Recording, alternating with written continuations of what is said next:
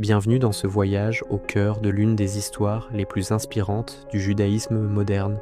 Nous allons découvrir la vie et l'héritage de la rabbinite Aya Mushka Schneerson et de son époux, le rabbi de Lubavitch, Rabbi Menachem Mendel Schneerson. Un couple dont l'influence a dépassé les frontières de leur communauté pour toucher le monde entier. L'histoire commence le 25 Adar 1901 dans la ville de Babinovitch, en Biélorussie, avec la naissance de Aya Mushka. Fille du 6e rabbi de Lubavitch, Rabbi Yosef Yitzhak Schneerson, elle était destinée à un grand avenir. Son grand-père, le 5e rabbi, Rabbi Shalom Dovber, envoya un télégramme depuis l'étranger, insistant pour qu'elle soit nommée Aya Mushka.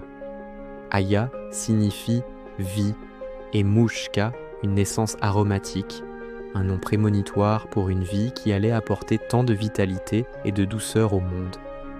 Un an plus tard, en 1902, à Nikolaev, en Ukraine, naissait Menachem Mendel Schneerson. Descendant direct du 3e rabbi de Lubavitch, il montra dès son plus jeune âge une intelligence et une piété exceptionnelles. Son père, le rabbin Lévi Yitzhak Schneerson, était un érudit talmudique et un kabbaliste de renom.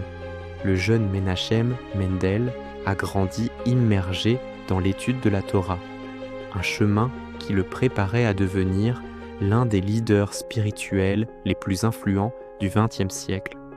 Leurs chemins se sont croisés et unis en 1928 à Varsovie, en Pologne. Leur mariage n'était pas seulement l'union de deux personnes, mais la fusion de deux âmes destinées à une mission commune. Ils ont ensuite vécu à Paris et à Berlin, où Rabbi Menachem Mendel a poursuivi ses études universitaires, tout en continuant son étude approfondie de la Torah. La montée du nazisme en Europe a forcé le couple à fuir. Leur périple les a menés à Nice, dans le sud de la France. C'est là, au milieu du chaos et des bombardements, que le courage de la rabbinite Aya Mushka a brillé.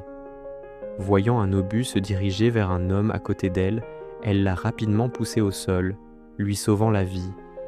Cet acte héroïque était empreint de son humilité caractéristique. Des années plus tard, elle dira « C'est vrai, je lui ai sauvé la vie, mais pour avoir poussé un juif à terre, il faut faire teshuva, repentir. » En 1941, ils atteignent enfin les rives de l'Amérique, échappant aux horreurs de la Shoah.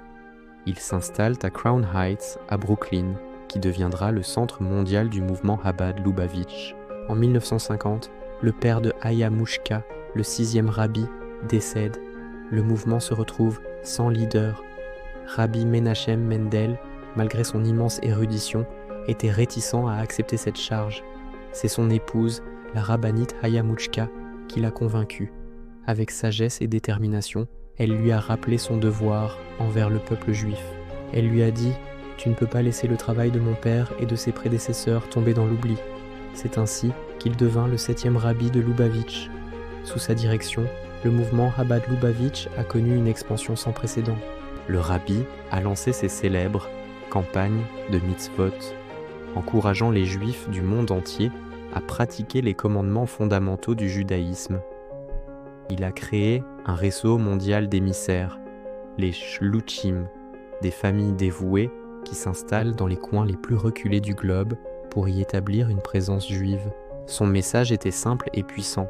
Les nazis ont cherché chaque juif par haine. Nous devons chercher chaque juif par amour. Pendant toutes ces années, la rabbinite Aya Mushka est restée la force tranquille derrière le rabbi. Elle était son pilier, sa confidente et son soutien indéfectible. D'une grande discrétion, elle incarnait l'idéal du psalmiste.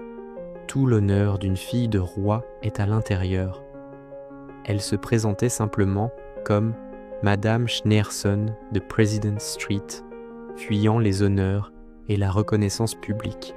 Pourtant, sa sagesse et son influence étaient immenses. Elle était la reine qui permettait au roi de mener sa mission.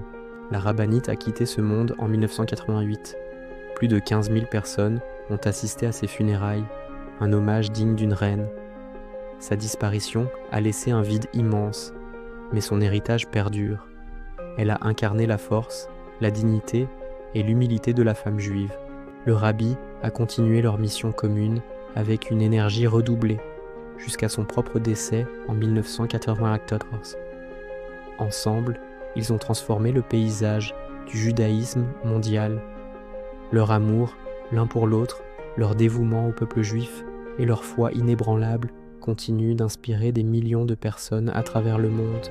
Leur histoire est une preuve éternelle que deux âmes unies par un idéal sacré peuvent véritablement changer le monde.